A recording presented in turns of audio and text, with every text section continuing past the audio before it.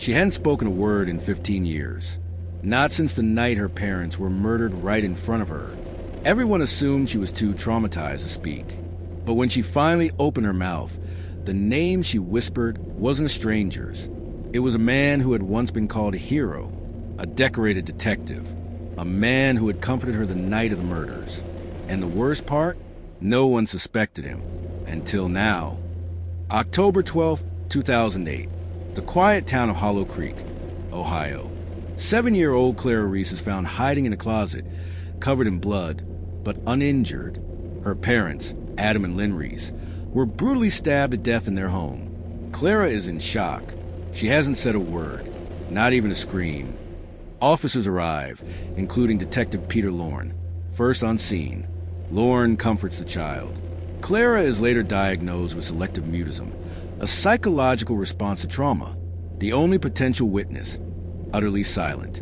Forensics turn up no prints, no force entry. The killer knew the victims. Clara's Aunt Margot becomes her guardian. She insists on shielding Clara from interviews. Investigators try drawings, dolls, even child hypnosis, but Clara says nothing. Months pass, then years.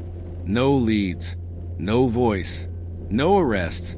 Silence doesn't mean safety. Sometimes it's a scream the world refuses to hear. Clara is homeschooled for years. As a teen, she writes to communicate. A therapist helps her function, but not speak. Classmates call her Ghost Girl.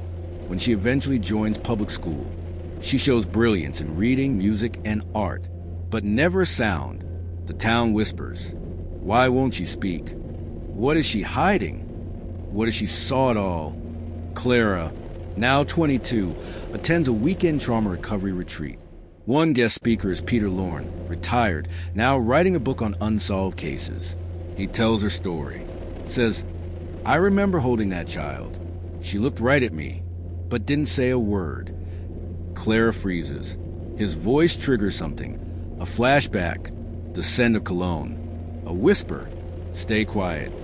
A glint of a badge and a knife. Clara in her journal. I think it was him. I remember now. The next morning, Clara stares at a photo of Peter Lorne on the retreat center wall. She whispers for the first time in 15 years.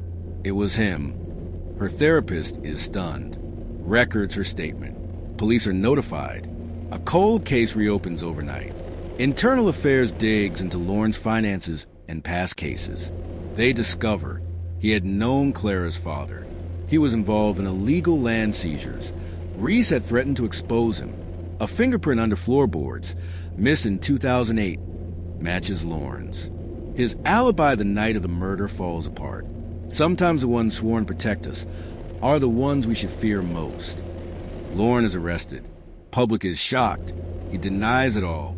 Claims Clara is delusional, manipulated, unstable. Clara testifies. Her voice quivers but is clear. He told me to be quiet or I'd be next. Her journal is entered as evidence. Her memory aligns with the crime scene details. Lorne is convicted of double homicide. Life sentence, no parole. Clara doesn't cry. She walks out of the courtroom and plays the piano for the first time in public that evening. A haunting melody. A voice found. A life restarted.